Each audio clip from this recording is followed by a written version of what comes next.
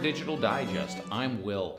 Well, we're back at Historic Fort Wayne, courtesy of the Historic Fort Wayne Coalition, and we're in a slightly different building today. We say thanks to them for supporting us with the location, and thank you to Jackie Jacobs from Past Reflections Reproductions for coming and visiting us again. Well, thank you for asking me.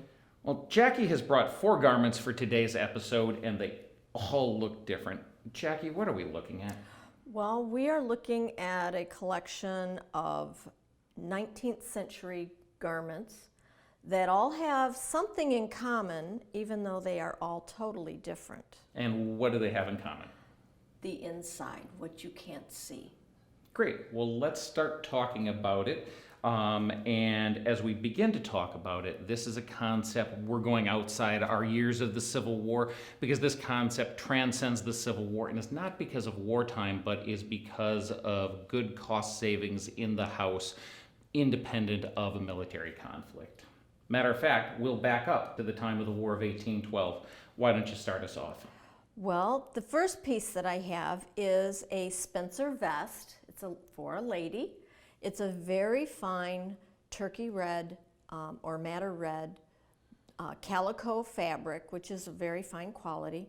And then it has the very soft cotton velvet trimming that is all hand turned. Then it also has braid work on the front of it and around the back.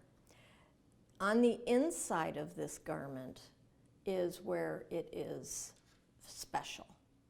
It is all done in a linen feed sack.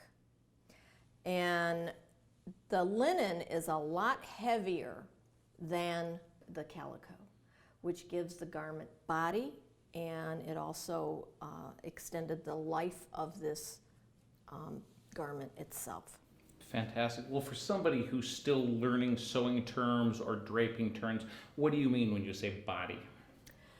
It gives it a shape or weight so that it will be able to, if you had lined that with a muslin, it would not have held the weight of the braid work or the delicate velvet that was on there. It might have sagged a little bit.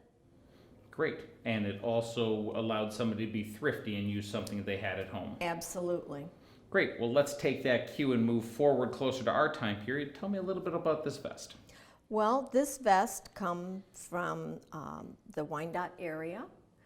It was a collection of 3 that I acquired, and they were all made by a tailor in the Wyandotte area. The one vest was signed and dated.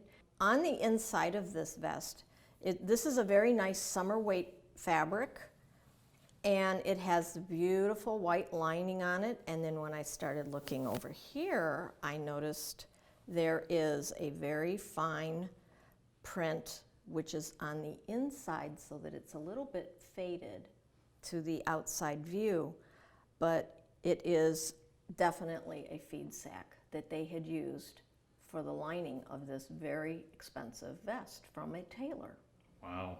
And if you want to learn a little bit more about this vest and the others in its collection, Jackie brought them in as a grouping earlier, and we did an episode that we'll leave a link to here on men's vests.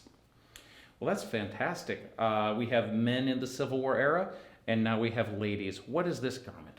This is a traveling wrapper, and it is made in a very high quality wool paisley. The fabric was probably very expensive. It's exquisite. It's exquisite, and it's all one piece. It's not got the skirt with the bodice separately. It goes from shoulder to floor. So just that concept on its own lends me to believe that this was an expensive type of dress that they would have made. So it's an expensive fabric and an expensive way to cut the fabric. A very expensive weight. Well, in order to save some cost on that, there's something on the inside, as we're seeing with the whole episode. There is. Why don't we stop the camera, let you turn it over inside out, and let's take a look what's in there. We'll be back in just a minute. Well, we're back. Jackie's turned the traveling wrapper inside out, and let's have a look. Jackie, tell us a little bit about what we're seeing here. Well, what we are looking at is the reuse of fabrics that may have been laying around. so that they could use a more expensive fabric on the outside. We have 5 different calico fabrics that were used as lining on this expensive wool. And any of these fabrics in their own right could either be used for shirting or for other dresses, right? Absolutely.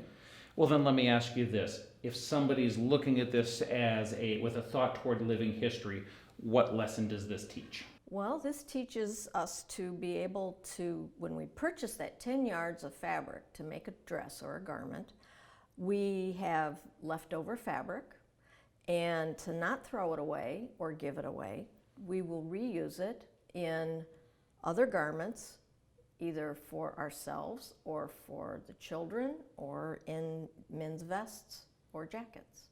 Great. Well, let's step forward out of our time period. We said at the beginning of the episode that this is a story about the entire 19th century.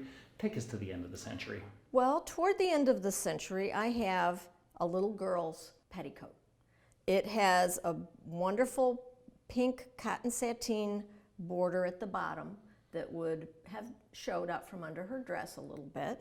And then we have this wonderful flower sacking that has the print of the company here and then also on the other side.